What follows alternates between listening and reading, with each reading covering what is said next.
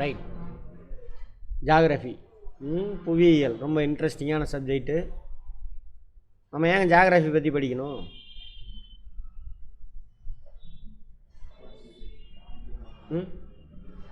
Monica, ஏன் geography பற்றி படிக்கணும்?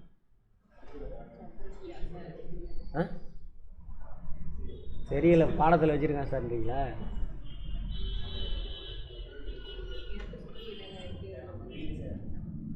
Very good. நம்ம வீடு அது, சரியா? நம்ம அதில் தானே, நம்ம பூமி பார்த்து நம்மளை உருவாக்கியிருக்கு. கடவுள் அதெல்லாம் சும்மா டுபா உருவால. பூமி அதுக்காக ஒரு வேலைக்காக உருவாக்கியிருக்கு, அவ்வளோதான். ஜியோ சைக்கிள் படிச்சுருப்போம், பயாலஜியில் கெமிஸ்ட்ரியில் அதெல்லாம் படிச்சுருப்போம். அப்போ பூமியை பற்றி தெரிஞ்சிருக்கணும். பூமியை பற்றின தியரி ஏகப்பட்டது இருந்தது, எப்படி உருவானுச்சு அப்படின்னு. லேட்டஸ்ட்டாக உள்ள தியரி எது சார் அப்படின்னா பிக் பேங் தியரி, பெருவெடிப்பு கொள்கை அப்படின்னு சொல்லுவாங்க, சரியா? விண்மீன் வான்பொருள் பூமி உருவானது அதை பற்றி படிக்கிறதுக்கு பேர் அந்த பெருவெடிப்பு கொள்கை, இங்கிலீஷில் big bang theory. Big bang, பேங்னா வெடிப்பு தியரி. அதாவது என்ன சொல்கிறாங்கன்னா, ஒரு 13 பில்லியன் வருஷத்துக்கு முன்னாடி பூமின்னு எதுவுமே கிடையாது, பருப்பொருள் எதுவுமே கிடையாது, ஒரே ஒரு ஃபுல்லாக எல்லாமே வெற்றிடம் தான். இப்போ கூட பார்த்தீங்கன்னா 4% தான் பருப்பொருள் இருக்கும், ஃபுல்லாக வெற்றிடம். ஸ்பேஸ்னால் என்ன அர்த்தம்? வானம்னு நினச்சேன். ஸ்பேஸ்னால் ஒன்றும் இல்லைன்னு அர்த்தம், எம்டி, அதான் ஸ்பேஸ். எதுவுமே கிடையாது. ஒரு சின்ன பால் இருந்ததுன்றாங்க, டைனி பால், ஒரு இடம். அங்கே அதுக்குள்ளே பயங்கரமான ப்ரெஷரு, பயங்கரமான வெப்பம் இருந்திருக்கு, ஆற்றல் தான் இருந்திருக்கு, எல்லாமே ஆற்றல், எனர்ஜி இங்கிலீஷில் அதான் இருந்திருக்கு. அது 13.7 பில்லியன் இயர்ஸுக்கு முன்னாடி, பில்லியன், அது வெடித்து செதறது. வெடித்து செதறின ஃபஸ்ட்டு 3 மினிட்ஸில் தான் என்ன ஆகுது? ஆட்டம் ஃபார்ம் ஆகுது. ஃபஸ்ட்டு பருப்பொருள் ஆற்றல் தான் என்னவாக மாறுது? அணுவாக மாறுது. அப்போ அணு உடைச்சா என்ன கிடைக்கும்? ஆற்றல் கிடைக்கும். அதான் யாரோட தியரி? ஐன்ஸ்டீனுடைய தியரி என்ன? Energy equal to MC square. கரெக்டா? நமக்கு இருக்கா? அதான் எவ்வளோ எனர்ஜி இருக்கும், ஒரு பொருளோட மாசு ப்ளஸ் அதோட லைட்டோட வெலாசிட்டி ரெண்டையும் மல்டிப்ளை பண்ணோம்னா அந்த பொருள்லேருந்து எவ்வளோ எனர்ஜி கிடைக்குன்னு தெரியும் அப்படின்னு சொல்கிறார். அதான் அந்த தியரி, ரைட். அப்போது ஆற்றல் பருப்பொருளாக மாறுது. ஃபஸ்ட்டு ஆட்டம் எது சார்னா ஹைட்ரஜன். இப்பயும் பிரபஞ்சத்தில் அதிகமாக எது இருக்குன்னா ஹைட்ரஜன் தான் இருக்குது. ரெண்டாவது அதிகமாக இருக்கிறது ஹீலியம். பாம்பு வெடிக்குதா, வெடித்து செதறது, செதறணுன்னு புகையாக வருதா, அது மாதிரி புகையாக வருது. அங்கங்கே என்ன ஆகும்? அந்த புகை ரவுண்டாக சுற்றிட்டு போகுமா? சுற்றிட்டு போகுது. அதே மாதிரி சுற்றிட்டு போகுது எல்லாமே. அங்கங்கே என்ன ஆகுது? ஒரு இடத்துல கான்சன்ட்ரேட் ஆகுது. ஒரு இடத்துல அந்த புகை வந்து என்ன ஆகுது? ஒரு இடத்துல குவியுது.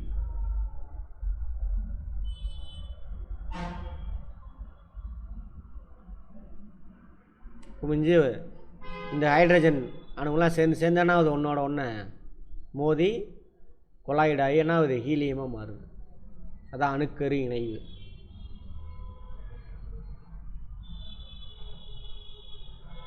Nuclear fusion. இந்த ஒவ்வொரு புள்ளியும் இந்த ப்ராசஸ் எங்கே நடக்கும்? நட்சத்திரத்தில். இந்த புள்ளி, ஒவ்வொரு புள்ளியும் நட்சத்திரம். இப்படி அணுக்கரு இணைவு நடக்கிறதுனால தான் அங்கே ஹீட்டு ப்ரொடியூஸ் ஆகுது. அந்த ஹீட்டு தான் என்னவா மாறுது?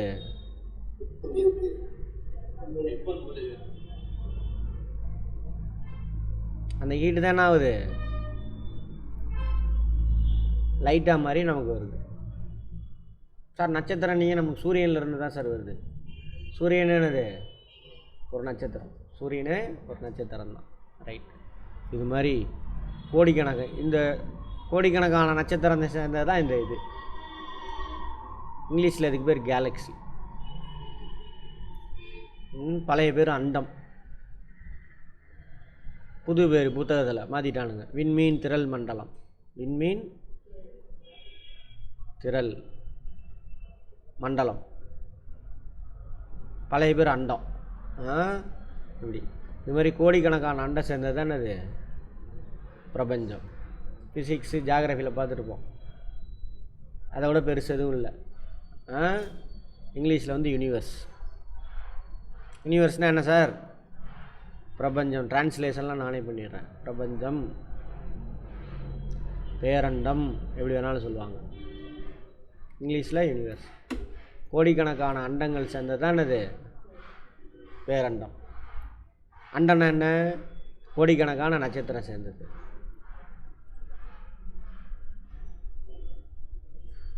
ஸ்டார். நட்சத்திரம்னா என்ன? இந்த பிரபஞ்சத்தில் தானாக வெப்பத்தையும் ஒளியும் உற்பத்தி செய்கிறாங்க. எப்படி உற்பத்தி ஆகுது தானாக வெப்பமும் ஒளியும்? அணுக்கரு இணையும் மூலியமாக உற்பத்தி ஆகுது. எந்தெந்த 2 அணுக்கள் இணையுது? ஹைட்ரஜனும் ப்ளஸ் ஹைட்ரஜன் ரெண்டோட அணுக்கருக்களும் இணைந்து ஹீலியமாக வரும். இதில் கெமிஸ்ட்ரி ஃபிசிக்ஸில் பார்த்துப்போம். சரியா? ரைட்.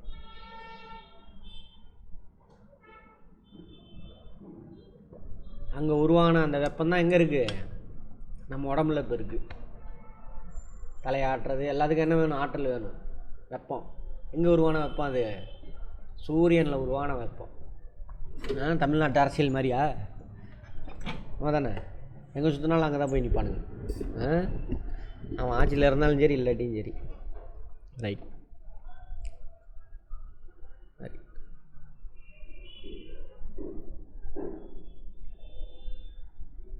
இந்த பிரபஞ்சம் இந்த இடத்துல உள்ளதை மட்டும் எடுக்கிறாங்க. இது நிறையா அண்டங்கள். இது ஃபுல்லாக அண்டம், ஒவ்வொரு புள்ளியும் ஒவ்வொரு அண்டம். இதில் இந்த பாயிண்ட்டை மட்டும் எடுக்கிறானுங்க. இந்த பாயிண்ட்டை மட்டும் எடுத்தால் அதுக்குள்ளே இத்தனை அண்டம் இருக்குது. அப்படியே வருது. இதில் இந்த பாயிண்ட்டு, ஏன்னா இங்கே வச்சு பார்த்தாக்க இது தெரியாது. இதாது இது பேர் தான் விண்மீன், அதாவது மில்கி வே கேலக்ஸி. நம்ம சூரிய குடும்பம் இருக்கு இல்லையா, அது இருக்கக்கூடிய அண்டத்துக்கு பேர் என்னது? மில்கி வே கேலக்ஸி. பால்வெளி அண்டம். இது கோடிக்கணக்கான நட்சத்திரம் சேர்ந்தது. அதை இந்த இடத்துல உள்ள குரூப்பை மட்டும் எடுக்கிறானுங்க. அதுதான் இது. அதில் இந்த நட்சத்திரம் தான் இது. அந்த நட்சத்திரத்தை சுற்றிக்கிட்டு இருக்கு. அந்த நட்சத்திரத்துலேருந்து பிரிஞ்சு வந்த ஒரு பாறை, அதுதான் இது. இது பூமி, எர்த். சரியா? ரைட்.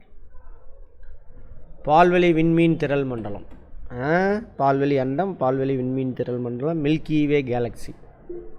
உருவான காலம், பெருவெடிப்பு நடந்ததுக்கப்புறம் அந்த கேஸ் பிரிஞ்சு போய் தனியாக போய் ஃபார்ம் ஆகுறது. சுமார் 5 மில்லியன் ஆண்டுகளுக்கு பின்னாடி உருவாகுது. பெருவெடிப்பு 13.7 பில்லியன் இயர்ஸ்க்கு முன்னாடி நடந்தது. இது பில்லியன், இது மில்லியன். 1 மில்லியன்னா எவ்வளவு? பில்லியனா? இதுவா? இல்லையே, மில்லியன் தான் வரும். இது மில்லியன் தான் வரும். இதுதான் பில்லியன். செக் பண்ணிவிட்டு சொல்லுங்கள். ரைட். சூரிய குடும்பம் உள்ள விண்மீன் திரள் மண்டலம் பால்வெளி விண்மீன் திரள் மண்டலம், நம்ம ஃபேமிலி. புவிக்கு அருகில் உள்ள விண்மீன் திரள் மண்டலம்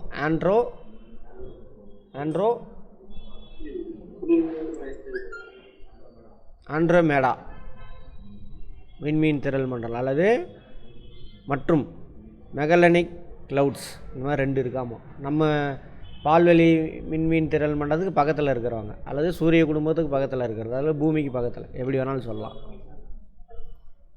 சரியா? ரைட்.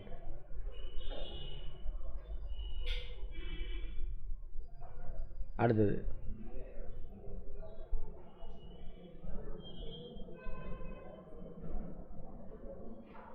ரெண்டு போட்டிருக்கு. ஏன்னா ஒரு புக்கில் அதை போட்டிருக்கா, இன்னொரு புக்கில் அதை போட்டிருக்கான்.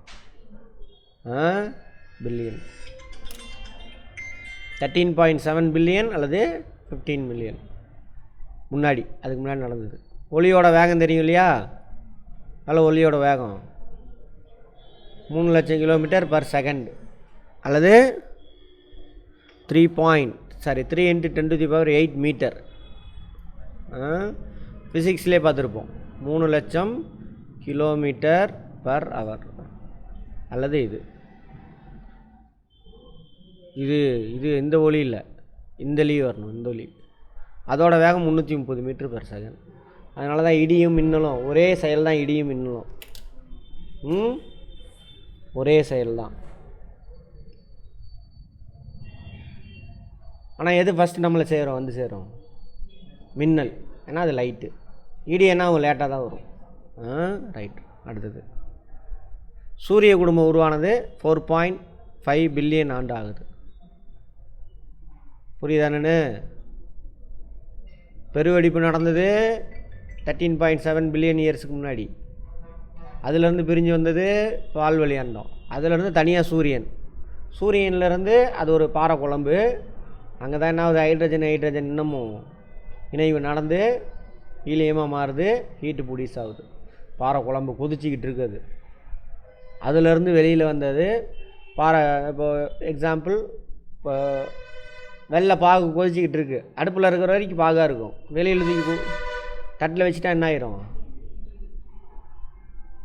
சாலிடாக மாறிடுமா? அது மாதிரி சாலிடாக மாறினது தான் இவங்கெல்லாம். மொத்தம் ஒரு 8 பெரிய பாறைங்க. அது இல்லாமல் நிறைய சின்ன சின்ன பாறைங்கள்லாம் அதுலேருந்து பிரிஞ்சு வந்து பாறை சின்ன கல்லாவோ பெரிய பாறையாகவோ இருக்குது. எதுலேருந்து பிரிஞ்சு வந்தது? சூரியன்லேருந்து. இதை பார்த்தீங்கன்னா தெரியும். இதிலேருந்து பிரிஞ்சு வந்தவங்கன்னா அவங்களாம். இங்கே க்ளீனாக போட்டிருக்கான் படம். அங்கங்கே ஏகப்பட்டது இருக்குது. பாறை சுற்றிக்கிட்டே இருக்குது. அதில் 8 பெரிய பாறைங்க இருக்கிறதுலே. 8 பெரிய பாறைங்க. இவங்கள தான் கோள்கள் அப்படின்னு சொல்கிறோம். அதெல்லாம் பார்ப்போம். அந்த சூரிய குடும்பம் தோன்றினது 4.5 பில்லியன் இயர்ஸுக்கு முன்னாடி. ஓகேவா? சூரிய குடும்பத்தினுடைய மொத்த நிறையில் சூரியனின் நிறை, ஒளியின் நிறை இல்லை, சூரியனின் நிறை. அப்போ சூரியன்லேருந்து பிரிஞ்சு வந்தது எவ்வளவு? 0.2% தான் மற்ற பாறைங்கள்லாம். சூரியனே இவ்வளோ இருக்குது. சூரியனின் நிறை இது. மாற்றிக்கோங்க, மாற்றி எழுதிக்கோங்கம்மா. யாராவது ஒருத்தங்க எழுதிட்டு வாங்க. கரெக்ஷன் எனக்கு கொடுக்கணும், நாங்கள் அப்டேட் பண்ணுவேன். நிறைனா மாஸ். நிறை மாஸ். எவ்வளோ சின்ன சின்ன துகள் இருக்குது அப்படின்னு. சூரியனின் மேற்பரப்பின் வெப்பநிலை 6000 டிகிரி செல்சியஸுமா. அதில் என்ன இரும்பே உருகிறோம். அவ்வளோ இருக்குது. ஆமாம், பொசிக்கிடுவோம் அந்த மாதிரி. சூரிய ஒளி புவியின் மேற்பரப்பை அடைய எடுத்துக்கொள்ளும் காலம். சூரியன்லேருந்து இங்கே வரத்துக்கு 8.3 நிமிஷம் ஆகுமா. சூரியன்லேருந்து பூமி எவ்வளோ தூரம் இருக்குது சார்னா 15 கோடி கிலோமீட்டர். 15 கோடி கிலோமீட்டர் அப்ராக்சிமேட்டாக. எக்ஸாக்டாக நம்ம ஃபிசிக்ஸில் பார்த்துருப்போம். ரொம்ப தூரத்தில் இருக்கும் பொழுது எவ்வளோ அப்படின்னு பார்த்துருப்போம். 14 புள்ளி சம்திங் வரும். சாரி 15.2 சம்திங் வரும். ரொம்ப க்ளோஸில் இருக்கிற அன்றைக்கி 14 புள்ளி சம்திங். ஆவரேஜாக எவ்வளவும் 14.9 அப்படின்னு பார்த்துருப்போம். கரெக்டா? ரைட். சூரியன் தனக்குள்ளே 1.3 மில்லியன், அதாவது 13 லட்சம் பூமியை சூரியனுக்குள்ளே அடுக்கலாமா. சூரியன் ஒரு பாக்ஸாக வச்சுக்கோங்க. அந்த பாக்ஸுக்குள்ளே எத்தனை பூமி எடுக்கலாமா? 13 லட்சம் பூமி எடுக்கலாமா. அவ்வளோ பெருசு. கேள்வி. கோல் அப்படின்னாக்கா அதான் இங்கிலீஷில் சுற்றி வருபவர் அப்படின்னு அர்த்தம். சூரியன்லேருந்து பிரிஞ்சு வந்த இந்த எல்லா கோள்கள் மற்ற சின்ன சின்ன பாறைகள் இவங்க எல்லாரும் சூரியனை சுற்றிட்டு வராங்க. சரியா? ரைட். ஏன் கோல்னு பேர் வச்சாங்கன்னா சுற்றி வருபவர், அதனால் கோல் அப்படின்னு வச்சேன்னு சொல்கிறானுங்க.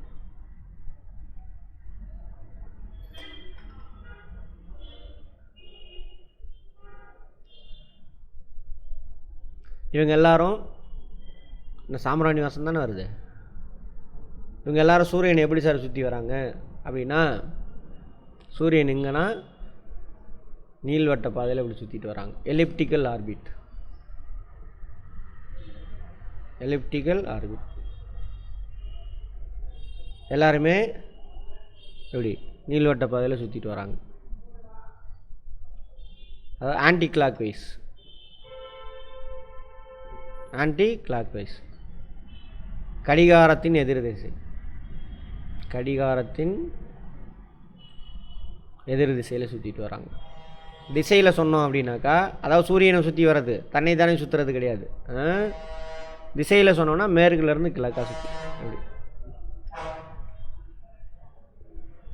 திசை வடக்கு, தெற்கு, கிழக்கு, மேற்கு இப்படி சுற்றிட்டு வராங்க. அதே தற்சுழற்சி, இது ரெவல்யூஷன். சூரியனை சுற்றி வருதலுக்கு பேர் என்னது? ரெவல்யூஷன் இங்கிலீஷில். சூரியனை சுற்றி வருதல். தற்சுழற்சினா ரொட்டேஷன், தன்னைத்தானே சுற்றுறது, அதான் தற்சுழற்சி, ரொட்டேஷன். முதல்ல அந்த கோள்லாம் யார் யாருன்னு பார்த்துட்டு வந்துடலாம், அப்புறமேல தெரிஞ்சுக்கலாம். சூரியனுக்கு ரொம்ப பக்கத்தில் இருக்கிறவர் வந்து மெர்க்குரி, புதன். ரெண்டாவது இருக்கிறவர் வீனஸ், வெள்ளி. மூணாவது இருக்கிறது தான் நம்ம. நாலாவது வந்து மாஸ், செவ்வாய். அஞ்சாவது வியாழன், ஜூபிட்டர். ஆறாவது சாட்டர்ன், சனி. இந்த சனியை தான் சனின்னு சொல்லிகிட்டு இருக்கானுங்க. 8 கிரகன்றானுங்க. 9 கிரகமா?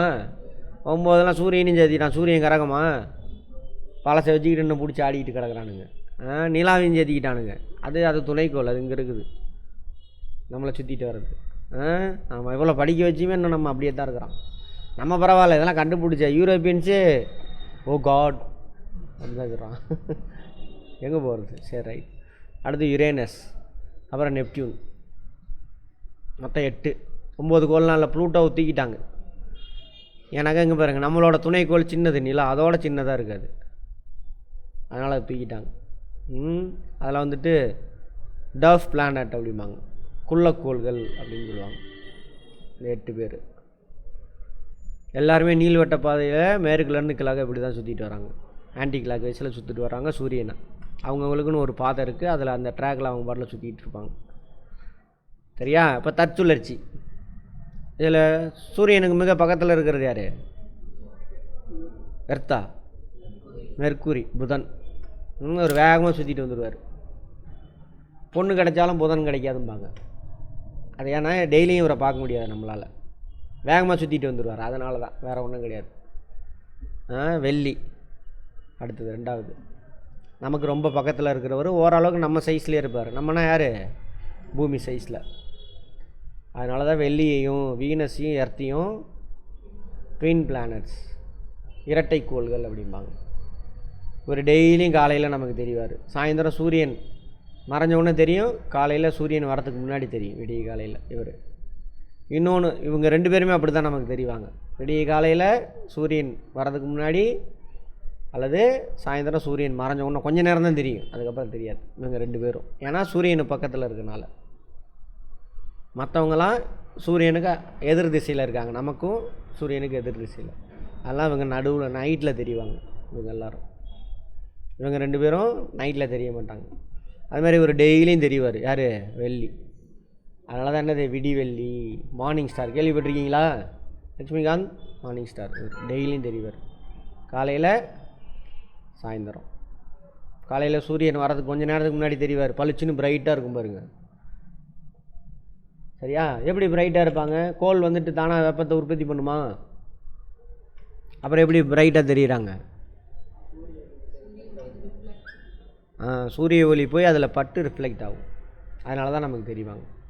நிலாவும் மின்றதுக்கு காரணம் அதுதான். போய் என்ன பண்ணும்? பட்டு நமக்கு ரிஃப்ளெக்ட் ஆகும், அதனால் பளிச்சுன்னு தெரியும். நிலானால் என்ன பண்ண முடியாது? ஒளியை உற்பத்தி பண்ண முடியாது.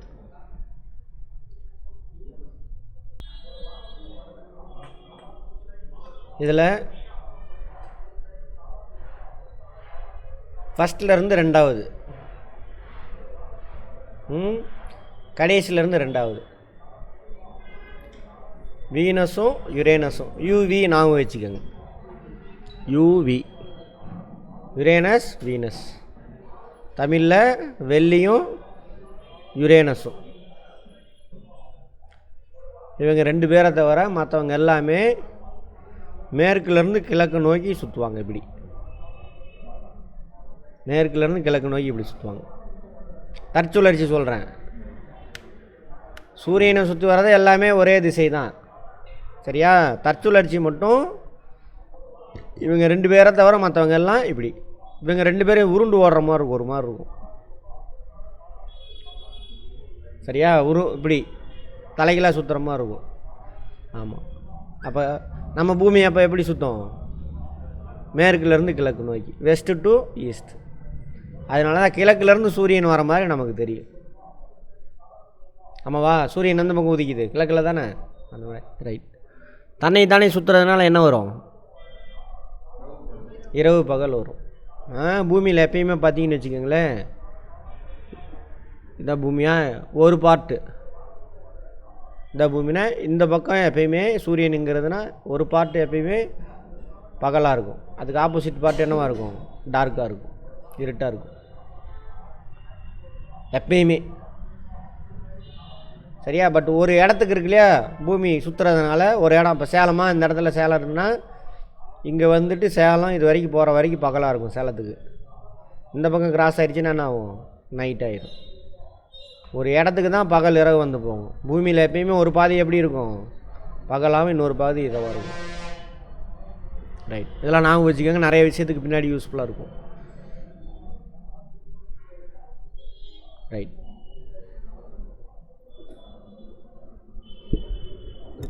அனைத்து கோள்களும் இங்கே பாருங்கள், தற்சுழற்சி வெள்ளி யுரேனஸ் தவிர மற்ற எல்லாரும் தவிர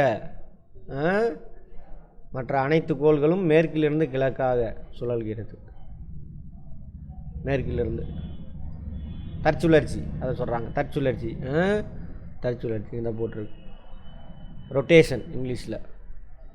அனைத்து கோள்களும் சூரியன் என்ன திசையில் சுற்றுது? நீள்வட்ட பாதை, எலிப்டிக்கல் ஆர்பிட்டா இங்கிலீஷில். நீள்வட்டம். எக்ஸாக்டாக வட்டம்னா என்ன இருக்கணும்? சென்டர்லேருந்து ஒரே இதாக இருக்கணும். அது அப்படி கிடையாது. சரியா? எதிர் கடிகார திசை. கடிகாரம்னா கடிகாரம் இப்படி தானே சுத்தம், அப்படி இல்லாமல் ஆப்போசிட்டில் சுற்றுது, எதிர் கடிகார திசை. Anti clock wise. ரெவல்யூஷன் எப்படி இருக்குதுன்னு கேட்பாங்க. அவனுடைய பாத் எப்படி இருக்குது? எலிப்டிக்கல் பாத். சூரியனுக்கு அருகில் உள்ள கோள் அல்லது உட்புற கோள் அல்லது புவி நிகர்கோள், இப்படி 3 பேர் டெரஸ்ட்ரியல் பிளானட்ஸ் அப்படிம்பாங்க. சூரியனுக்கு பக்கத்தில் இருக்கிறவங்க. சரியா? பூமி மாதிரியே இருக்கக்கூடிய கோள் யாருன்னா இன்னொரு பேர் உட்கோள்கள். ஃபஸ்ட்டு 4 கோள் வந்துட்டு உட்கோள்கள் அப்படின்னு சொல்லுவாங்க. ஏன் சார் உட்கோள்கள்னு சொல்கிறாங்க? ஃபஸ்ட் 4 1 2 3 4. இங்கே பாருங்கள், இங்கே நிறைய பாறை இருக்குது. அஸ்ட்ராய்டு அப்படிம்பாங்க. இதுக்கு பேர் அஸ்ட்ராய்டு பெல்ட். Asteroid belt. குறுங்கோள் பட்டை அப்படின்னு சொல்லுவாங்க. இது ஒரு பாறை. ஒவ்வொரு பாறையும் பார்த்திங்கன்னா ஒரு 300 மீட்டர் டயாமீட்டர் இருக்கும். டயாமீட்டர் தெரியும்ல, இந்த எண்ணிலேருந்து இந்த எண்டு எவ்வளோ தூரம் பாறை? 300 கிலோமீட்டர். 300 மீட்டருண்ட 300 கிலோமீட்டர். அந்த பாறை நிறைய அங்கே சுற்றிக்கிட்டு இருக்கு. முதல் 4 கோளுக்கு அப்புறம் 4வது கோள் எது? மார்ஸ், செவ்வாய். செவ்வாய்க்கும் வியாழனுக்கும் நடுவில் சுற்றிக்கிட்டு இருக்காங்க. இந்த கோள்களுக்கு உள்ளே இருக்கக்கூடிய இந்த 4 கோள் தானே அது உட்கோள்கள், இன்னர் பிளானட்ஸ். புவி நிழல் கோள். பூமி மாதிரியே வளிமண்டலம் ரொம்ப அடர்த்தியாக இருக்காது, நார்மலாக இருக்கும். இவங்களாம் வந்துட்டு வாயுக்கோள்கள்னு சொல்லுவாங்க. வெளிக்கோள்கள் அல்லது வாயுக்கோள்கள். இந்த 4 வியாழன், சனி, யுரேனஸ், நெப்டியூன். இருக்கிறதுல பெரிய கோள் எது? வியாழன். பார்த்தாவே தெரியும். அதேமாதிரி அந்த வெளிக்கோள் 4க்குமே வந்து வளையம் இருக்கும். இப்படி வளையம் என்னென்னா அதிலேருந்து பிரிஞ்சு வந்த கல், மண், தூசி, ஐஸ் கட்டி இதெல்லாம் சுற்றிக்கிட்டு இருக்கும். சரியா?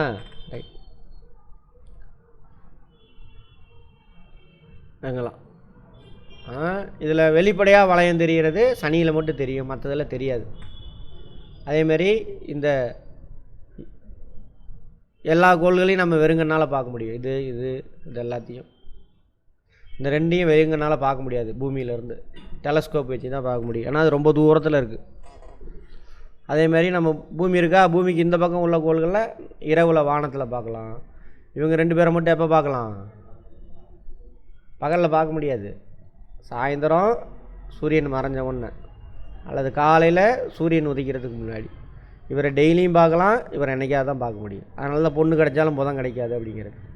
என்ன புதன்கிழமைனா நல்ல நாள், செவ்வானா கெட்ட நாள், வெறுவாய் செவ்வாய் வெறுவாயின்னு கதையை விட்டுட்டு இல்லாத கதையெல்லாம் பண்ணிகிட்டு இருக்கிறானுங்க. சரி, இன்னைக்கு செவ்வாயா? செவ்வாய் தான் ஜாகிரபி ஆரம்பிச்சிருக்கோம். மங்கள்வார், மங்கள்வார்னா மங்களகரமானது. ஏன் கார்த்திகேயன் அங்கே போயிட்டீங்க? சரி, அடுத்தது வெளிப்புற கோள்கள் அல்லது வளிமக்கோள்கள். வளினாக்கா gaseous planet, Jovian planet, Jupiter, Jovian, அந்த மாதிரி பேர். கடைசி 4 கோளும். ஸ்பெல்லிங்லாம் கரெக்ஷன் இருந்தால் சொல்லுங்கள். அதை செக் பண்ணிங்களா? ஒரு ஏதோ கரெக்ஷன் சொன்னீங்களே, கரெக்டு தானே? பில்லியனா? இதுவா செக் பண்ணிங்களா?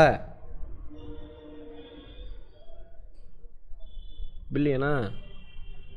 சரி, ரைட். பூமி உருவானது 4.5 பில்லியன். செக் பண்ணிங்களா? கரெக்டா? ரைட். இந்த கரெக்ஷன்லாம் இருந்ததுன்னா சொல்லுங்கள், கொஞ்சம் தப்பு.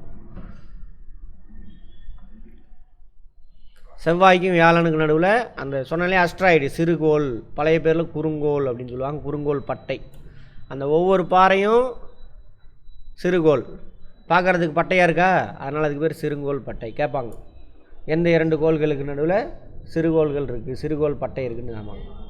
செவ்வாயும் வியாழன். இப்போ பாருங்கள் எப்படி சார் நாங்கள் வச்சுக்கலாம். அதே மாதிரி வாரத்தோட 7 நாள் இருக்குல்ல, ஞாயிறு அப்படின்னா சூரியன்,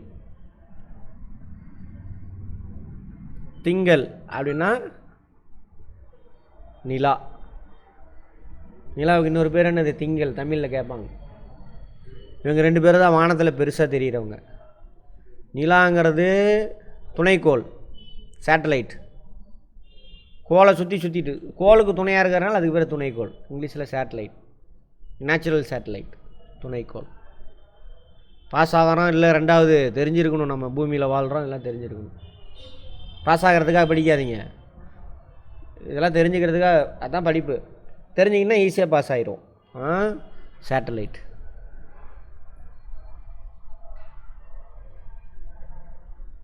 இது 2 தான் நமக்கு வானத்தில் பெருசாக தெரியும். அப்போ நைட்டில் நட்சத்திரம்லாம் தெரியுது சார்.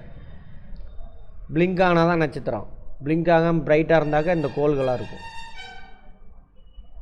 சரியா? அந்த கோள்கள் இது மார்ஸாக இருக்கலாம், வியாழனாக இருக்கலாம், இதாக இருக்கலாம். அது 2 நமக்கு தெரியாது கண்ணுக்கு. பிளிங்க் ஆச்சுன்னா நட்சத்திரம், நம்ம சூரியன் மாதிரி. சூரியன்லாம் நட்சத்திரத்துலேயே இருக்கிறதுலே ஒரு மீடியமான நட்சத்திரம். அப்புறம் அதோட பல மடங்கு பெரிய நட்சத்திரம்லாம் இருக்குது. சரியா? ரைட். இப்போ சூரியனுக்கு தானே ஏதோ சேட்டலைட் அனுப்பியிருக்காங்களா? பேர் என்னது? சூரியனுக்கிட்டே போயிடுச்சா அது? இல்லை, எவ்வளோ தூரத்தில் போய் நிற்கிது அது? Current affair. பூமிக்கும் சூரியனுக்கு நடுவில் டிஸ்டன்ஸ் எவ்வளோ? 15 கோடி கிலோமீட்டர். அது எவ்வளோ தூரத்தில் போய் நிற்கிது? எவ்வளவு? 11 லட்சமா, கோடியா, மில்லியனா, பில்லியனா? பில்லியனா இருக்காது. ரைட். அதெல்லாம் அது கரண்ட் அஃபேர், அதான் பார்த்து வச்சுக்கோங்க. ரைட். அடுத்தது இதான் குறுங்கோள். பார்க்குறது குறுங்கோள் பட்டை. இது வந்து ப்ளூட்டோ வந்துட்டு குள்ளக்கோள், டஃப் பிளானட். ரைட். நான் தேதி சொன்னோமா, கிழமை. அடுத்தது திங்களா, செவ்வாய். செவ்வாய், புதன், வியாழன், வெள்ளி, சனி. 7 நாள் வந்துருச்சா? இவங்க தான் வானத்தில் நமக்கு வெறுங்கண்ணில் தெரியக்கூடிய பொருட்கள். அதனால தான் அந்த 7 பேரை வச்சுருக்காங்க. ஃபஸ்ட்டு புதன். புதனுக்கு அப்புறம் ஒரு நாளை விட்டுருங்க, வியாழன் விட்டுருங்க, வெள்ளி. அடுத்து நம்ம. அப்புறம் செவ்வாய். செவ்வாய்க்கு அப்புறம் ஒரு நாளை விட்டுருங்க, புதனை விட்டுருங்க, வியாழன். வியாழனுக்கு அப்புறம் ஒரு நாள் விட்டுருங்க, சனி. அப்புறம் யுரேனஸ், நெப்டியூன். ஆர்டர் எழுத சொன்னாலும் எழுதலாம். சரியா? ரைட். அடுத்தது துணைக்கோள் இல்லாத கோள், அதாவது சேட்டலைட் இல்லாதது. சிறுகோள் வேறு. சிறுகோள் வந்து என்னது? அஸ்ட்ராய்டு. துணைக்கோள் சேட்டலைட். கோளை சுற்றிட்டு வராங்க, சேட்டலைட், துணைக்கோள். ஃபஸ்ட்டு 2 பேருக்கு தான் துணைக்கோள் இல்லை, மற்ற எல்லாத்துக்கும் துணைக்கோள் இருக்குது. பூமியோட துணைக்கோள் இது, சேட்டலைட் இது நிலா. நிலா, மதி, அப்புறம் சந்திரன், திங்கள், இன்னும் ஏகப்பட்ட பேர் இருக்குது தமிழில் அதுக்கு. இவங்க 2 பேருக்கு கிடையாது, மற்ற எல்லாத்துக்குமே துணைக்கோள் இருக்குது. அதிகமான துணைக்கோள் யாருக்கு இருக்குது? இருக்கும். பெரிய ஆள் யாரும் அவர் கூட தான் அடியால் நிறைய பேர் சுற்றிக்கிட்டு இருப்பான். பெரிய ஆள் யார்? பெரிய கோள் வியாழன். எல்லாமே கேள்வி, ஒவ்வொன்றும் கேள்வி. ரைட். அதிகாலை சூரிய உதயத்திற்கு முன்பு மற்றும் மாலை சூரிய மறைவிற்கு பின்பு மட்டும் தெரியும் கோள்கள் புதனும் வெள்ளியும். ஓகேவா? கோள்கள்னு போட்டுக்கோங்க. இதில் இவர் டெய்லியும் தெரிய மாட்டார், இவர் தான் டெய்லியும் தெரிவார். காலையில் சூரிய உதயத்துக்கு முன்னாடி இப்போ தான் எல்லாம் பில்டிங் மறைச்சிக்கிட்டு இருக்குதே, மொட்டை மாடியில் போய் பாருங்கள், பளிச்சுன்னு ஒன்று இருக்கும். ஒரு 5 மணிக்கு மேலே பிரைட்டாக இருக்கும், பிளிங்க் ஆகாது. வானத்தில் பிரைட்டாக இல்லை எடுத்துக்கு பிளிங்க் ஆகாமல் இருந்ததுன்னா ஒன்று கோலாக இருக்கும், அல்லது துணைக்கோள் நம்ம அனுப்பியிருக்கோம்ல அது ஏதாவது சுற்றிக்கிட்டு இருக்கும் பக்கத்தில். நம்ம அனுப்பின சுற்றுதுன்னா அது வேகமாக போகும். அது மாதிரி. அடுத்து வெப்பக்கோள். மிகவும் வெப்பமான கோள் வெள்ளி. யாராவது நேற்று கேட்டாங்களே ஈவினிங் கிளாஸ்லையா? ஆமாம், வெப்பமான கோள் வந்து வெள்ளி.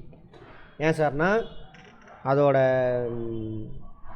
அட்மாஸ்பியரில் மீத்தேன் கேஸ் அதிகமாக இருக்குது. என்ன கேஸு? மீத்தேன் கேஸ் அதிகமாக இருக்குது. மீத்தேன் வந்துட்டு ஒரு பசுங்குடியில் வாயு. பசுங்குடியில் வாயு என்ன பண்ணணுன்னு பார்த்தோம்? வெப்பத்தை பிடிச்சி வச்சுக்கு, அதனால் அது வெப்பமாக இருக்குது. ரைட். இரட்டை கோள்கள் வெள்ளியும் வீனஸும் பூமியும். ரைட். இருக்கிறதுலே பெரிய கோள் எது? வியாழன். இருக்கிறதுலே சின்ன கோள் எது? புதன். முதல் கோள் சூரியனுக்கு பக்கத்தில் இருக்கிறவர். ஒவ்வொன்றும் கேள்வி. கோள்களில் தற்சுழற்சிக்கு அதிக நேரம் எடுத்துக்கொள்ளக்கூடியது 243 நாள் எடுத்துக்குமா? யார்? வெள்ளி. இருக்கிறதுலே பெருசு யார்? வியாழன் தானே. அவள் தானே அதிக நாள் எடுத்துக்கணும். குண்டா இருக்கிறதுனால சுற்றுறதுக்கு அதிக நேரம் எடுத்துக்கணும். ஆனால் அதுதான் இருக்கிறதுலே கம்மியான நேரம் எடுத்துக்கணும். அதிக நேரம் எடுத்துக்கிறவர் யார்? வெள்ளி. 2வது சிறிய கோள் வெள்ளி தான். ரைட். கடிகார திசை கிழக்கு மேற்காக தற்சுழற்சி கடிகார திசையில் சுற்றுறவங்க யார்? வெள்ளியும் யுரேனஸ். இப்போ சொன்னாலே ஃபஸ்ட்லேருந்து 2வது, கடைசியிலேருந்து 2வது. விடிவெள்ளி எனப்படுவது வெள்ளிக்கோள். 5வது பெரிய கோள் பூமி. ஃபஸ்ட்டு யார் சார்னாக்கா வியாழன், ஜூபிட்டர். 2வது சனி. அப்புறம் அவங்களாம் வருவாங்க. 5வது பெரிய கோள் தான் இது. அடுத்த 2 பேர் அவனுங்க. யுரேனஸ் வரும், நெப்டின் வராது, செவ்வாய் வரும். அதுக்கப்புறம் நம்ம. புவியின் மேற்பரப்பு நீரால் சூழப்பட்டுள்ள பகுதி. சரியா? 4/3 பங்கு பார்த்துருப்போம். 70% எதால் 71% வந்து எதால் மூடி இருக்கு? தண்ணி. புவியோட மேற்பரப்பு. அதனால தான் ப்ளூவாக தெரியுது அப்படின்னு பார்த்துருப்போம்.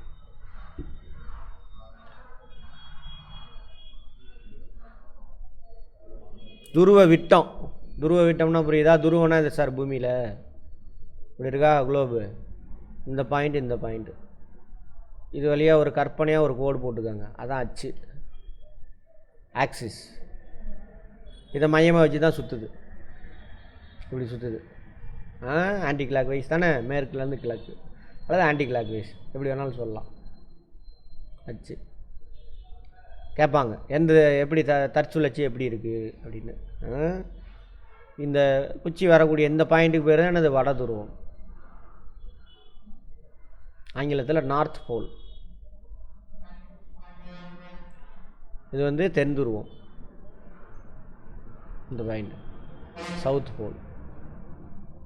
விட்டோன்னா என்னன்னு தெரியும். இந்த எண்ணிலேருந்து இந்த எண்டு மையத்தின் வழியாக ஒரு குச்சி சொருவினோம்னா இந்த எண்ணிலேருந்து எவ்வளோவா? 12,714 கிலோமீட்டர். அதில் பாதி ஆரம். ஆரம் என்னென்ன அர்த்தம்? அதிலேருந்து சென்ட்ரு வரைக்கும் மட்டும் விடும். இங்கேருந்து சென்ட்ரு அல்லது இங்கேருந்து சென்ட்ரு 6,357 கிலோமீட்டர். புவியின் நிலநடுக்கோட்டு விட்டோம். நிலநடுக்கோட்டு தெரியுமா? இது வட துருவம் தென் துருவம் குச்சி. நிலநடுக்கோட்டுனாக்கா பூமி மேலே இந்த சென்டரில் ஒரு கோடு வரைஞ்சிருப்பாங்க சுற்றிலும்.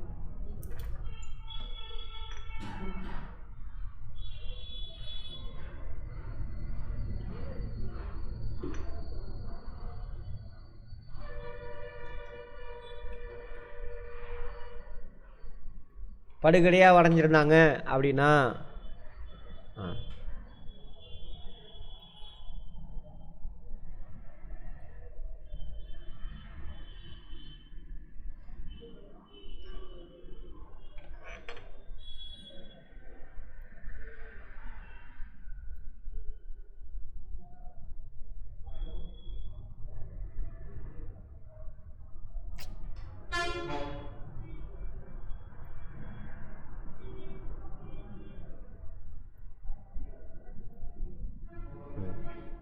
இது மையத்தில் வரைஞ்சிருக்காங்கல்ல, அதுதான். இப்படி படுக்கடியாக வரைஞ்சிருக்காங்கல்ல, இதான் 0 டிகிரின்னு சொல்லுவாங்க. ஸ்டார்ட் ஆகும் இதிலேருந்து 1 டிகிரி 2 டிகிரி 3 டிகிரி முடிஞ்சுன்னா 90 டிகிரி இந்த புள்ளி. அதேமாரி சவுத்தில் 90 டிகிரி. 90 டிகிரி சவுத்துக்கு பேர் தான் அது தென் துருவம், சவுத்து. திசை எப்பயுமே என்ன பண்ணும் இந்த இடத்துலனா, இதுக்கு கீழே திசை சவுத்து, மேலே வந்துட்டு நார்த்து. ஈக்குவேட்டருக்கு மேலே இருக்கக்கூடிய இந்த பூமிக்கு பேர் என்னது? வட அரைக்கோளம். வட அரைக்கோளம், நார்தன் ஹெமிஸ்பியர். ஹெமினா பாதின்னு அர்த்தம், ஹெமிஸ்பியர். இது சதர்ன் ஹெமிஸ்பியர், தென் அரைக்கோளம். இந்த கோடு இருக்கு இல்லையா, இதை வந்து என்னது? ஈக்குவேட்டர். ஈக்குனா பாதின்னு அர்த்தம். பூமியை 2 பாதியாக பிரிக்குது, அதனால் ஈக்குவேட்டர். நில நடுக்கோடு, புவி நடுக்கோடு, எப்படி வேணாலும் சொல்லலாம். பூமத்திய ரேகை எப்படி வேணாலும் சொல்லலாம். சரியா? இது ரொம்ப முக்கியம். பார்ப்போம், இதை பற்றி பார்ப்போம். இந்த படுகடியாக வரைஞ்ச எல்லா கோட்டுக்கு பேர் என்ன சார்? எல்லா கோடு இருக்குல்ல, மேலே 90 கோடு இருக்கும், கீழே 90 கோடு இருக்கும். 90ல் 89 கோடு ப்ளஸ் ஒவ்வொரு டிகிரிக்கு ஒரு கோடு வச்சுட்டோம்னா 89. 90 டிகிரி நார்த்து வந்து புள்ளி. அதேமாதிரி கீழே 89 கோடு, மேலே 89 கோடு, 2 புள்ளி இருக்கும். சரியா? இந்த எல்லா கோட்டையும் என்னன்னு சொல்லுவாங்க? அச்சக்கோடுகள் அப்படின்னு சொல்லுவாங்க. இங்கிலீஷில் என்னது? லேட்டிடியூட்ஸ். அதில் ஒரு லேட்டிடியூடு தான் இது. இன்னும் 2-3 லேட்டிடியூடு முக்கியமானவங்க இருக்காங்க, அச்சக்கோடுகள். அவங்களுக்கு ஸ்பெஷலாக பேர் வச்சுருக்காங்க. இவர் ஒரு லேட்டிடியூடு 0 டிகிரி அச்சக்கோடு, லேட்டிடியூட். இவருக்கு பேர் என்னது? ஈக்குவேட்டர், பூமத்திய ரேகை அல்லது நிலநடுக்கோடு, அல்லது இன்னொரு பேர் என்னது? புவி நடுக்கோடு. சரியா? பூமியில் நடுவில். இது நம்ம கற்பனையாக வரைஞ்சிருக்கிறோம், இடத்த லொக்கேட் பண்ணுறதுக்கு. இந்த மாதிரி நிறைய விஷயம். இந்த அச்சக்கோடை மட்டும் வச்சு நம்ம என்ன பண்ணலாம்னாக்கா, அங்கே என்ன கிளைமேட் இருக்குன்னு சொல்ல முடியும். குளிர் பிரதேசமாக, வெயில் பிரதேசமாக எல்லாமே சொல்ல முடியும். சரியா? ரைட்.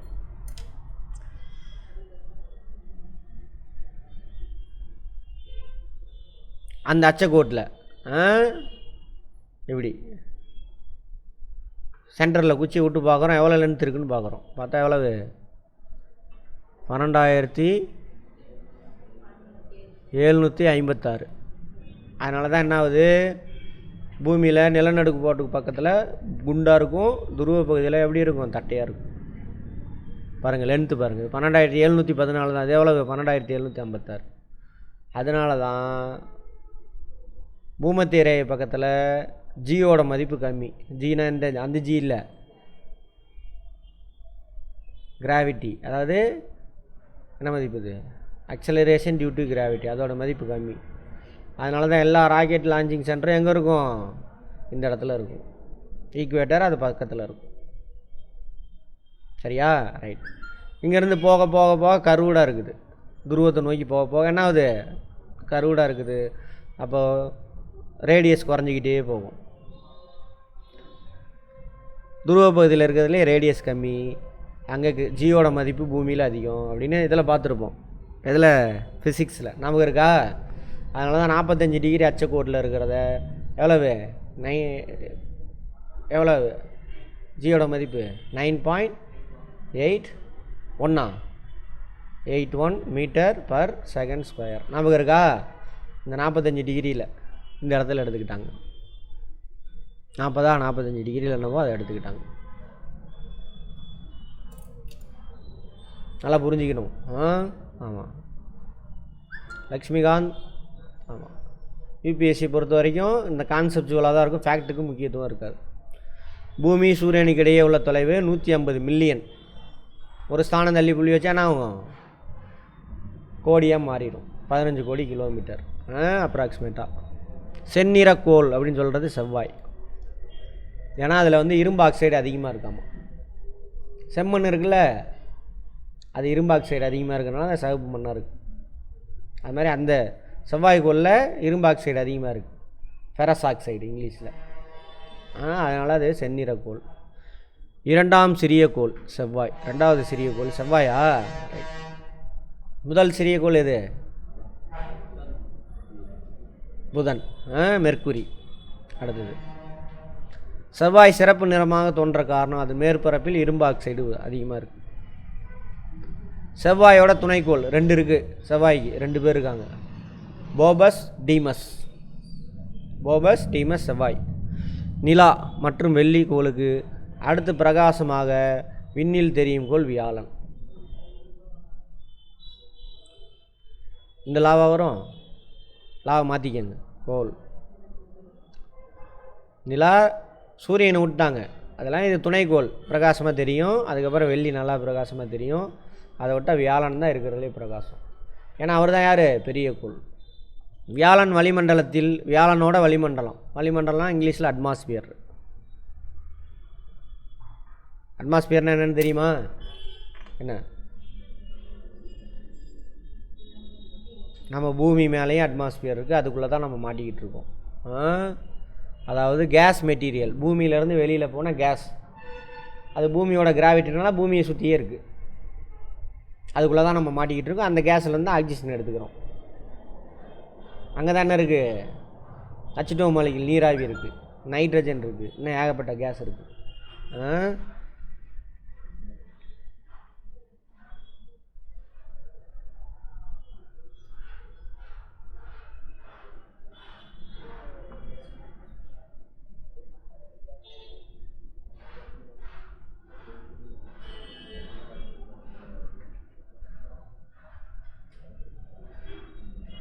இந்த பாருங்க, இந்த பூமி இதோட முடிஞ்சு போய் சாலிடு பாட்டு. இங்கேருந்து ஃபுல்லாக கேஸ். எவ்வளோ தூரத்துக்குனா 30,000 கிலோமீட்டர் வரைக்கும் கேஸ் இருக்குது. அந்த கேஸ் தான் நம்ம மேலே அழுத்தத்தை கொடுத்துக்கிட்டு இருக்கு. நம்ம உடம்பு அதுக்கு ஈக்குவலான அழுத்தத்தை கொடுக்குது, நியூட்டனுடைய 3வது விதிப்படி. சரியா? அதனால தான் நிலவுக்கு போனோன்னா அங்கே அட்மாஸ்பியர் இருக்காது, அங்கே அந்த அழுத்தம் இருக்காது, அட்மாஸ்பியர் ப்ரெஷர்.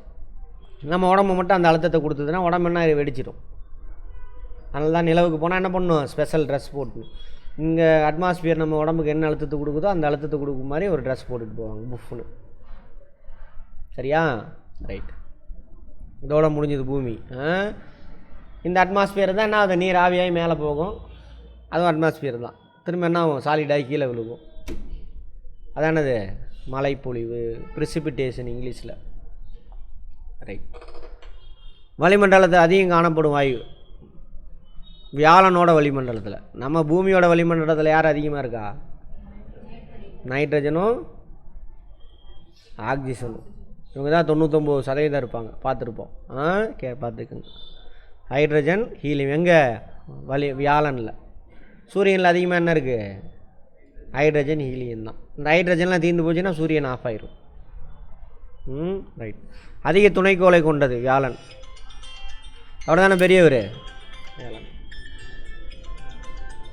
எத்தனை பேர் இருக்காங்களா அவருக்கு? 67 பேர். இப்போ தான் ரீசெண்டாக கண்டுபிடிச்சாங்க. சரியா? வியாழனுடைய மிகப்பெரிய துணைக்கோள்கள் அயோ, யூரோப்பா, கனிமீடு, கேலிஸ்டோ, அவங்களாம் மிகப்பெரிய துணைக்கோள்களாமா. இருக்கிறதுலே பெருசு வந்து எது? அயோ. அடுத்து வளையம் கொண்டது. கடைசி 4 கோளுமே வளையம் இருக்கும், அதில் வெளிப்படையாக வளையம் இருக்கக்கூடிய கோள் எது? சனி, சாட்டன். 2வது பெரிய கோள் சனி தான். எத்தனாவது இடத்துல இருக்குது பூமியிலேருந்து? சரி, சூரியன்லேருந்து 6வது இடம். ஃபஸ்ட்டு 4, அப்புறம் வியாழன், அப்புறம் சனி. முதல் கோள் யார்? புதன். 2வது கோள் யார்? வெள்ளி, வீனஸ். 3வது எர்த்து. 4வது செவ்வாய். சரியா? மார்ஸ். அடுத்தது சனிக்கு மொத்தம் 62 துணைக்கோள் இருக்காமா, சேட்டலைட். சனியின் மிகப்பெரிய துணைக்கோள் டைட்டன் துணைக்கோள். இதெல்லாம் வரக்கூடாது, முதல்ல தூக்கிங்க. மிகப்பெரிய துணைக்கோள். சூரிய குடும்பத்தில் உள்ள துணைக்கோளில் இந்த லாவெல்லாம் மாற்றிக்கங்கம்மா. நைட்ரஜன் மற்றும் மீத்தேன் வாயுவை கொண்ட வளிமண்டலம் மற்றும் மேகங்கள் சூழ்ந்து காணப்படும் ஒரே துணைக்கோள் டைட்டன். டைட்டன் யாரோட துணைக்கோள்? சாட்டன். சரியா? இந்த மாதிரி நைட்ரஜன், மீத்தேன் மற்ற துணைக்கோள்கள்லாம் வளிமண்டலம் இருக்கா இல்லையான்னு தெரில, அட்மாஸ்பியர். ஆனால் இதுக்கு அட்மாஸ்பியர் இருக்குது. அதில் என்ன கேஸ் அதிகமாக இருக்குது? Nitrogen, methane. மண்டலம் இதெல்லாம் தானா? ரைட், இது கரெக்டு. நீரை விட தன் ஈர்ப்பு திறன் குறைவாக கொண்ட கோள் சனி. அது எப்படின்னு எனக்கு தெரியல, இதை மட்டும் நான் அப்புறம் கான்செப்ட் அப்புறம் சொல்கிறேன். தன் ஈர்ப்பு திறன், ஸ்பெசிஃபிக் கிராவிட்டி, அது ரொம்ப கம்மியாகும், தண்ணியோட கம்மியாகும். உருளும் துணைக்கோள் யுரேனஸ். சொன்னா இல்லையா, மற்ற கோள்லாம் இப்படி ரொட்டேட் ஆகுது, இது மட்டும் என்ன ஆகும்? இப்படி. அதனால் உருண்டு போகிற மாதிரி இருக்கும் யுரேனஸ். கடைசியிலேருந்து 2வது. தொலைநோக்கியால் கண்டுபிடிக்கப்பட்ட முதல் கோள் யுரேனஸ். யுரேனஸ்க்கு அப்புறம் நெப்டியூன். ஏன்னா இது வெறுங்கன்னால தெரியாது. தொலைநோக்கி போட்டுக்கோங்க, தொலைநோக்கி. அதுதான் தெரியல, அது நான் கான்செப்ட் தெரியாமல் சொல்ல முடியாது. அது என்னன்னு தெரில. ஸ்பெசிஃபிக் கிராவிட்டி வந்து கம்மி. எதுக்கு? சனிக்கோளுக்கு. எதோட? தண்ணியோட கம்மியாமா. ரைட். யுரேனஸ் வந்து பச்சையாக தெரியுமாமா. அதுலேயும் மீத்தேன் வாயு அதிகமாக இருக்குது. இன்னொன்றில் மீத்தேன் கேஸ் அதிகமாக இருக்குதுன்னு பார்த்தோமே, எது? 2வது வெள்ளி. அப்போ இதுவும் வெப்பமாக தானே இருக்கணும், யுரேனஸும். ஏன்? மீத்தேன் தான். இது ஏன் வெப்பம் இல்லை? தூரமாக இருக்குது. சரியா? ரைட். யுரேனஸினுடைய துணைக்கோள், யுரேனஸில் 27 இருக்காமா துணைக்கோள்கள், சேட்டலைட்ஸ். மிகப்பெரிய துணைக்கோள் டைட்டானியா. அப்போ டைட்டன் சனி, சாட்டனுக்கு. சாட்டனில் மிகவும் குளிர்ச்சியான கோள் நெப்டியூன். ஏன்னு சொல்லுங்க பார்ப்போம். சூரியன்லேருந்து ரொம்ப தூரத்தில் இருக்குது. நெப்டியூனில் 14 துணைக்கோள் இருக்காமா. இதோட மிகப்பெரிய துணைக்கோள் ட்ரைட்டன் கடைசியில். ரைட். நீலம் வெள்ளை நிறத்தில் இருக்குமா. இந்த நீலம் கரெக்டா கலரு? ரைட். குறுங்கோள்கள் நெப்டியூனுக்கு அப்பால் இருக்கும். குறுங்கோள்கள் ப்ளூட்டோலாம் இருக்குல்ல, அது இங்கிலீஷில் வந்து டஃப் பிளானட். டஃப்னா என்ன அர்த்தம்? குள்ள மனிதர்கள்னு சொல்லுவாங்களா? இங்கிலீஷ் படம்லாம் பார்த்துருக்கீங்களா? லார்ட் ஆஃப் தி ரிங், அதெல்லாம் டஃப். சூரிய குடும்பத்தில் உள்ள 5 குறுங்கோள்களின் பெயர்கள். தூரத்தில் நெப்டியூனுக்கு அந்த பக்கம் இருக்காங்க. ப்ளூட்டோ, செரஸு, ஏரிஸு, ஈரிஸா, மேக், ஹவுமியா, அவங்களாம். ஸ்பெல்லிங் மட்டும் செக் பண்ணணும். பூமியின் துணைக்கோள் நிலவு. அவரோட பேர்லாம் தெரியும். நிலவு பூமியை சுற்றி வரத்துக்கு எடுத்துக்கொள்ளக்கூடிய டைம் 27 நாள் 8 மணி நேரம். அதே மாதிரி நிலவு சூரியனை ஒரு தடவை சுற்றி வரத்துக்கு எடுத்துக்கிற காலமும் இதே தான். தன்னை சுற்றுறதுக்கு அவ்வளோதான், சூரியனை சுற்றி வரத்துக்கு அவ்வளோதான். பூமி தன்னை சுற்ற எவ்வளோ நேரம் எடுத்துக்குது? 24 மணி நேரம், 23 மணி நேரம் சம்திங். சரியா? ஆனால் அதே மாதிரி சூரியனை சுற்ற எவ்வளோ நாள் எடுத்துக்குது? 365 நாள் பூமி. ஆனால் இது தன்னை சுற்றுறதுக்கும் இதே 27.8 நாட்கள். பூமியை சுற்றி வரத்துக்கு அதே டைம் எடுத்துக்குது. எது? நிலா. அதனால தான் நம்ம பூமியிலேருந்து இது வரைக்கும் நிலாவோட ஒரு பாட்டை மட்டும் தான் பார்த்துருக்கு, இன்னொரு பாட்டை பார்க்கல. அதுக்கு தான் இப்போ என்ன அனுப்பியிருக்கானுங்க, அந்த பக்கத்தை ஆய்வு செய்கிறதுக்கு சேட்டலைட்லாம் அனுப்புகிறானுங்க. பூமிக்கும் நிலாவுக்கு நடுவில் எவ்வளோ தூரம்? 3,84,400 கிலோமீட்டர். சரியா? பூமிக்கு சூரியனுக்கு நடுவில் எவ்வளோ கிலோமீட்டரு? 15 கோடி கிலோமீட்டர் அல்லது 150 மில்லியன் கிலோமீட்டர். ஓகேவா? ரைட். மனிதன் தரையிறங்கிய ஒரே விண்பொருள். சரியா? நிலவு மட்டும்தான் இது வரைக்கும் மனிதன். அதுவும் பொய்யின்றானுங்க.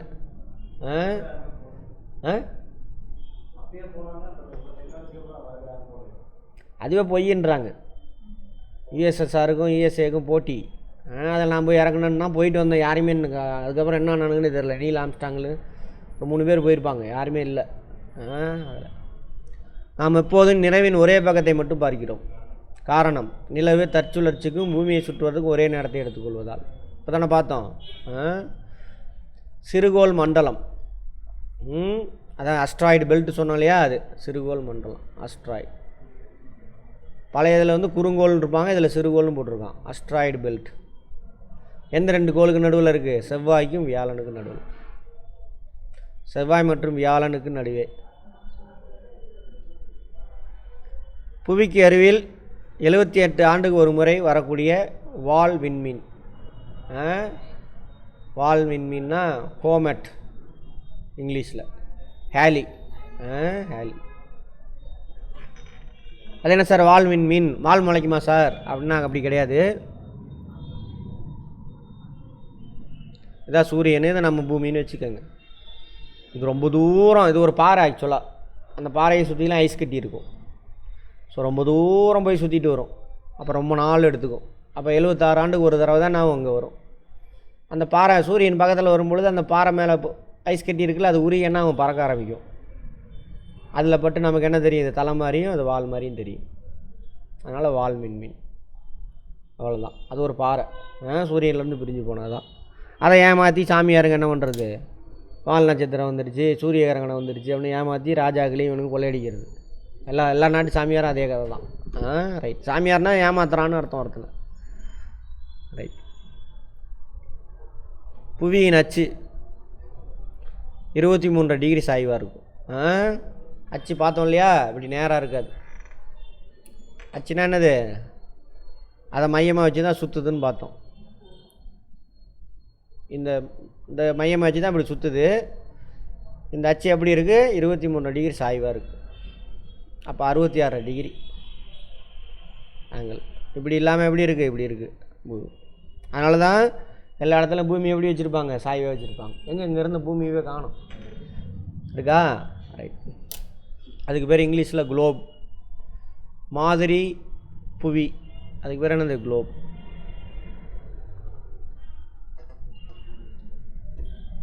சாய்வாக தான் இருக்கும். இந்த அச்சு இப்படி இல்லாமல் இப்படி சாய்வாக இருக்குது. அதனால தான் பருவ காலம் வருது. பூமி 23 டிகிரி சாய்வாக இருந்துட்டு சூரியனை சுற்றி வர்றதுனால பருவ காலம் தோன்றுது. அதனால் என்ன ஆகுனா சூரிய ஒளி படக்கூடிய கோணம் ஒரு இடத்துல வேரி ஆகும். இன்றைக்கி சேலத்தில் வந்துட்டு குளிராக இருக்குது, ஜனவரி மாதம். ஆமாவா? என்ன காரணம்னாக்கா இன்றைக்கி தேதி என்ன? இப்போ தானே ஜனவரி மாதம். நம்ம சேலத்து மேலே சூரிய ஒளியோட கோணம் கம்மியாக இருக்கும். சரியா? அது எப்படி என்னன்னு பார்ப்போம் பின்னாடி. கிளைமேட்டாலஜி வரும், அதை பார்ப்போம். மே மாதம் சூரிய ஒளி செங்குத்தாக விழுகும், உச்சி வெயில் டைரெக்டாக விழுகும். அப்போ கோணம் அதிகமாக இருக்கிறதுனால வெப்பம் அதிகமாக இருக்கும். சரியா? பார்ப்போம். புவி அச்சுக்கும் சுற்றுவட்ட பாதைக்கும் இடையே உள்ள கோணம் 66 டிகிரி. எவ்வளோ இப்படி செங்குத்தாக இருந்தால் 90 டிகிரி. எவ்வளோ சாய்வாக இருக்குது? 23 டிகிரி சாய்வாக இருக்குது. சரியா? இந்த அச்சுக்கும் அதோட தளம் இதுக்கு நடுவில் எவ்வளோ இருக்குது? 90ல் 23 போனால் எவ்வளோ? 66 டிகிரி. 2 கேள்வி கேட்பாங்க. புவி அச்சு எவ்வளோ சாய்வாக இருக்குன்னா 23 டிகிரி. சரியா? சுற்றுப்பாதைக்கும் புவி அச்சுக்கிடையே உள்ள கோணம் எவ்வளோன்னு கேட்டால் 66 டிகிரி. பூமியோட வேகம் நிலநடுக்கோட்டு பகுதியில் சுழற்சி இருக்குல்ல, 1670 km/h சுற்றுது. எங்கே? நிலநோட்டு பக்கத்தில். நிலநடுக்கோட்டிலேருந்து துருவ பகுதி போக போக வேகம் குறைஞ்சி துருவத்தில் என்ன ஆகுது? சுழலவே சுழலாது. துருவத்தில் 0 சுழி. 60 டிகிரி வடக்கு அட்சரேகையில் 845 km/h. அப்போ எங்கே சுழற்சி அதிகமாக இருக்குது? ஆமாம். இதுவும் ஒரு காரணம். இந்த இடத்துல வச்சு ராக்கெட் அனுப்புறது. எஸ்கேப்பிங் வெலாசிட்டி கிடச்சி ராக்கெட் கம்மி ஃபியூயலில் மேலே லான்ச் பண்ணலாம். புவி தனது அச்சில் மேற்கு கிழக்காக சுழற்கிறது. மேற்கிலிருந்து கிழக்காக எப்படி வேணாலும் போட்டுக்கலாம். மேற்கிலிருந்து கிழக்காக சுழற்றுறது. அச்சு பார்த்தோம் இல்லையா? அது புவியின் வடிவம் கோள வடிவம். உருண்டைன்னு சொல்ல முடியாது. உருண்டைனாக்கா மையத்திலேருந்து எந்த பால் இருக்குல்ல, அதான் உருண்டை. அதோட மையத்துலேருந்து அந்த பாலோட எட்ஜு எங்கே தொட்டாலும் ஒரே லென்த்தாக இருக்கும். கீழே மேலே சைடில் எங்கே தொட்டாலும். ஆனால் பூமி எப்படி இருக்குது? ஈக்குவேட்டரில் லென்த் அதிகம், இங்கேருந்து மேலே போக போக லென்த்து குறையும், ஆரம் குறையுது. அதனால தான் கோள வடிவம். நள்ளிரவு சூரியன் உதிக்கும் நாடுகள். ஆர்டிக் வட்டத்திற்கு வடக்கிலும் அண்டார்டிக் வட்டத்திற்கு தெற்கிலும் சூரியன் நள்ளிரவில் உதிக்கும். ஆர்டிக் வட்டம்னா இது சார், பார்த்துடலாம்.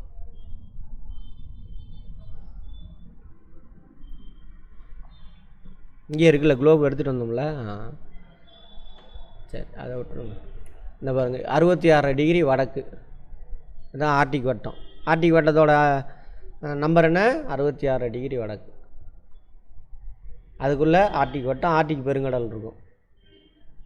அங்கே வருஷத்தில் கொஞ்ச நாள் சூரியன் உதிக்கவே உதிக்காது. ஏன்னு பார்ப்போம். அங்கே வருஷத்தில் கொஞ்ச நாள் சூரியன் மறையவே மறையாது. அதேமாரி அப்படி ஆப்போசிட் இங்கே 66 டிகிரி தெற்கு, அங்கேயும் அதே மாதிரி தான். இங்கே சூரியன் மறையாதப்போ இங்கே சூரியன் உதிக்கவே உதிக்காது. சரியா? இங்கே சூரியன் வரவே வராது குறிப்பிட்டனால அந்த அன்றைக்கி இங்கே சூரியன் மறையவே மறையாது. இது 66 டிகிரி தெற்கு. 66 டிகிரி தெற்கு கோட்டுக்கு பேர் என்னது? அண்டார்டிக் வட்டம். அண்டார்டிக் கண்டம் இருக்கு இல்லையா, இங்கே தான் இருக்கும் அண்டார்டிக் வட்டம். 66 டிகிரி வடக்கு பேர் ஆர்டிக் வட்டம். அதுதான் அங்கே போட்டிருக்காங்க. அப்போ இங்கே எந்த நாடு வந்தாலும் ரஷ்யாவில் மட்டும் தான் சூரியன் நள்ளிரவில் உதிக்கும் அப்படின்லாம் சொல்ல முடியாது. அந்த வட்டத்துக்குள்ளே மேப் எடுத்து பாருங்கள், 66 டிகிரி வட்டத்துக்குள்ளே எந்தெந்த நாடெல்லாம் வருது குளோப் எடுத்து பாருங்கள், வருது. அந்த நாட்டில் எல்லாமே அதே கதை தான். சீனாவில் வராதுன்னு நினைக்கிறேன். ரஷ்யாவில் நார்வே, ஸ்வீடன், ஃபின்லாண்டு, கனடா, யுஎஸ்ஏனா யுஎஸ்ஏனுடைய ஒரு பார்ட் அலாஸ்கா, இந்த இடத்துல வரும். அந்த பக்கம் வரும், இந்த இடத்துல வரும். அங்கே எல்லாமே குறிப்பிட்ட நாள் சூரியன் மறையவே மறையாது, குறிப்பிட்ட நாள் என்ன ஆகும்? சூரியன் உதிக்கவே உதிக்காது.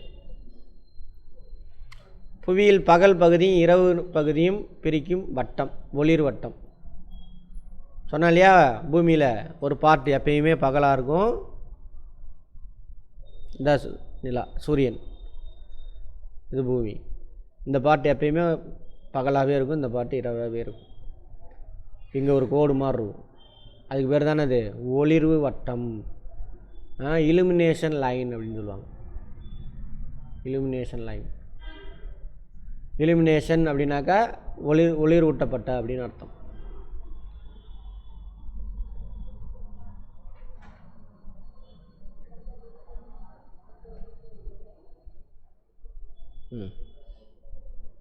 பூமி சூரியனை 23 டிகிரி சாய்வாக சுற்றி வருவதால், அதை சேர்த்திக்கணும் இந்த இடத்துல, 23 டிகிரி சாய்வாக சுற்றி வருவதால்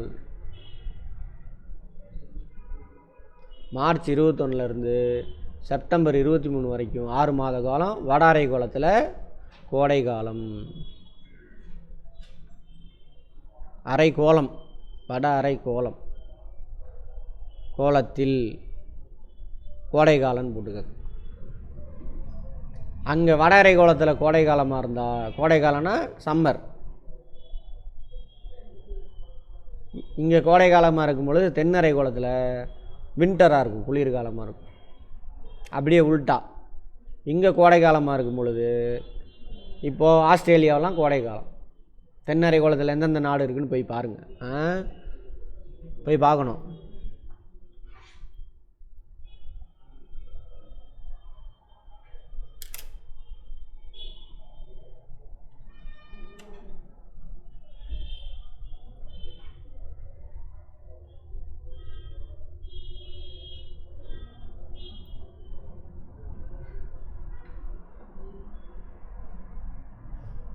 நீங்கள் விட்டால் பார்க்க மாட்டீங்க, நானே போட்டு காமிச்சார்.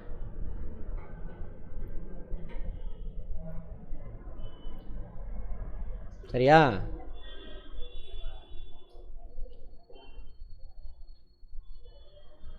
இதுதான் பூமத்திய ரேகை. இது தென் அரைக்கோளம், இது வட அரைக்கோளம். ஆஸ்திரேலியா, சவுத் ஆப்பிரிக்கா அந்த நாடுகள், கொஞ்சம் இந்தோனேசியா, இதெல்லாம் அர்ஜென்டினா, சிலி, பெரு, பொலிவியா, பிரேசில், இங்கே தான் அமேசான் காடு இருக்குது.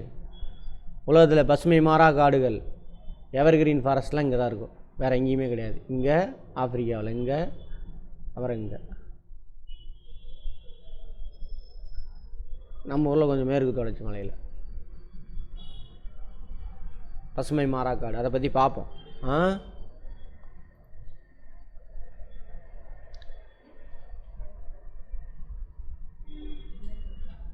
அதே செப்டம்பர் 23லேருந்து மார்ச் 21 வரைக்கும்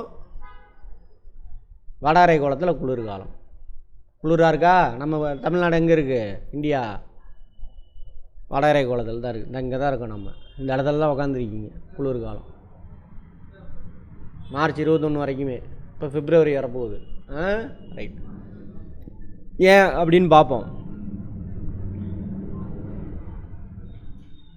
அப்படியே உல்ட்டா, அங்கே குளிர்காலமாக இருந்தால் அங்கே கோடை காலம்.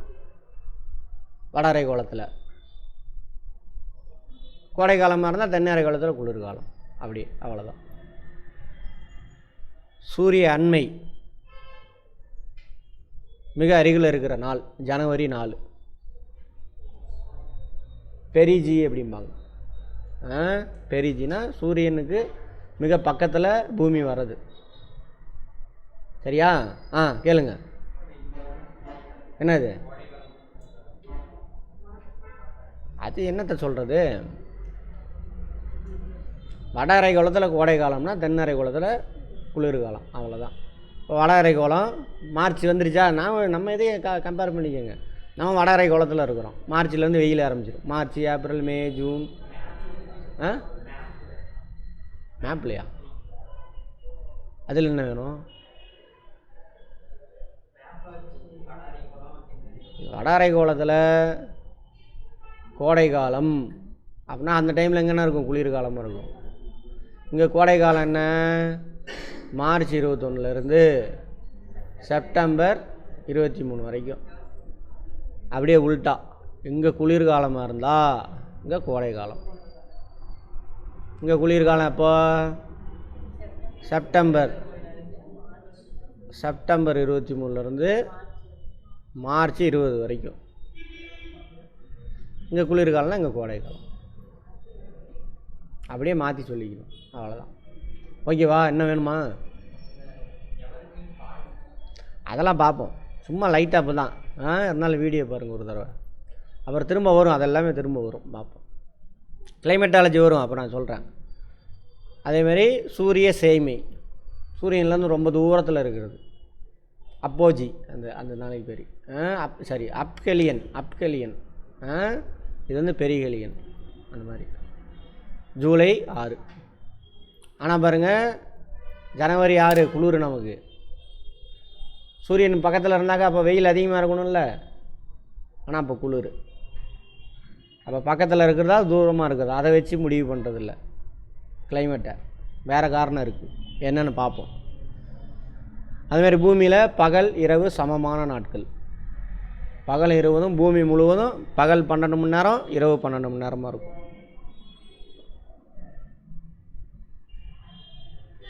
இந்த 2 நாள் மட்டும்தான் சமமாக இருக்கும். கோடை காலமாக இருந்தாக இரவோட பகல் அதிகமாக இருக்கும். குளிர்காலமாக இருந்தாக பகலோட இரவு அதிகமாக இருக்கும். இப்போ பாருங்கள், சீக்கிரம் சூரியன் மறைஞ்சிடும் சாயந்தரம். ஆமாவா? காலையில் லேட்டாக தான் உதிக்கும். அந்த மாதிரி இந்த 2 நாள் மார்ச் 21 செப்டம்பர் 23. கடகரேகை. கடகரேகைன்னா இது சார் பாருங்க, 23 டிகிரி வடக்கு. அதுக்கு பேர் தான் கடகரேகை. இது 0 டிகிரியா? இது 23 டிகிரி வடக்கு. Latitude north. வட அரைக்கோளத்தில் இருக்கலாம் வடக்குன்னு சொல்லணும். தென் அரைக்கோளத்தில் அதேமாதிரி 23 டிகிரி தெற்கு.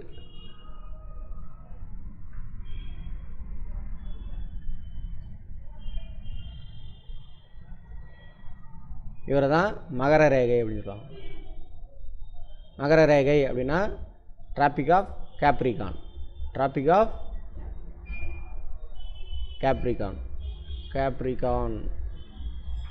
இது டிராபிக் ஆஃப் கேன்சர்.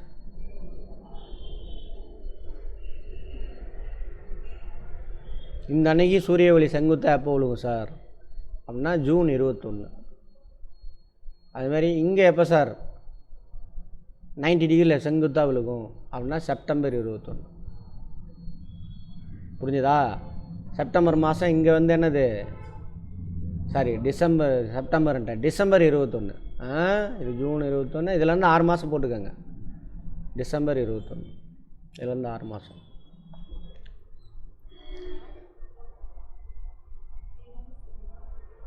கடகரேகை மீது செங்குத்தாக போடும். வட அரைக்கோளத்தில் நீண்ட பகலும் குறைந்த இரவும் இருக்கும். இந்த இந்த இந்த அன்னைக்கு தான் வட அரைக்கோளத்தில் இருக்கிறதுலே அதிகமான நேரம் பகலாக இருக்கும். 12 மணி நேரம் இருக்காது, 13-14 மணி நேரம் வரைக்கும் இருக்கும். காலையில் சீக்கிரம் உதிச்சிரும், சாயந்தரம் லேட்டாக தான் சூரியன் மறையும் இந்த அன்னைக்கு இருக்கிறதுலையே. சரியா? அடுத்தது அதே மாதிரி 23 டிகிரி தெற்கு மகர ரேகையில் டிசம்பர் 22 அன்னைக்கு செங்குத்தாக விழுகும். சூரிய ஒளி செங்குத்தாக விழுகும். அதையும் எழுதிக்கங்க. சூரிய ஒளி காலத்தில் சூரிய ஒளி செங்குத்தாக விழுகும்.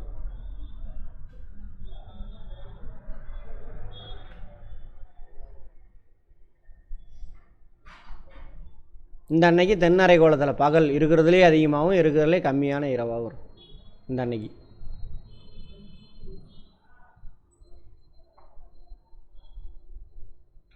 கோடைகால கதிர் திருப்பம் அப்படின்னு சொல்கிறாங்க. கோடைகால கதிர் திருப்பம் இங்கிலீஷில் வந்துட்டு சம்மர் சோல்ஸ்டிஸ். இது என்னது? Summer solstice.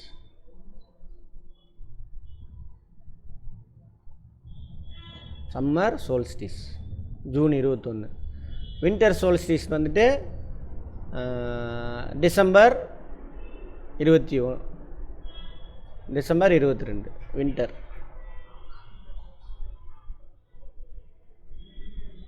இது வந்து வின்டர் சோல்ஸ்டிஸ். புவியின் உயிரினங்கள் வாழக்கூடிய குறுகிய மண்டலம் தான் உயிர்கோளம்னு சொல்கிறாங்க. பயோஸ்பியர் உயிர்கோள பெட்டகம். சரியா? மன்னார் உயிர்கோள பெட்டகம் இந்திய பெருங்கடலில் இருக்குது. ரைட், இதோட இருக்கட்டும், நாளைக்கு பார்ப்போம்.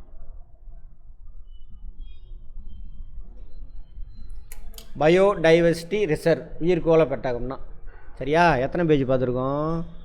4 தான் வந்திருக்கா. 10 பக்கமாக அது முடிக்கணும். 6 பக்கம் முடிக்கணும். பரவாயில்ல, நாளைக்கு சேர்த்து கவர் பண்ணிக்கலாம்.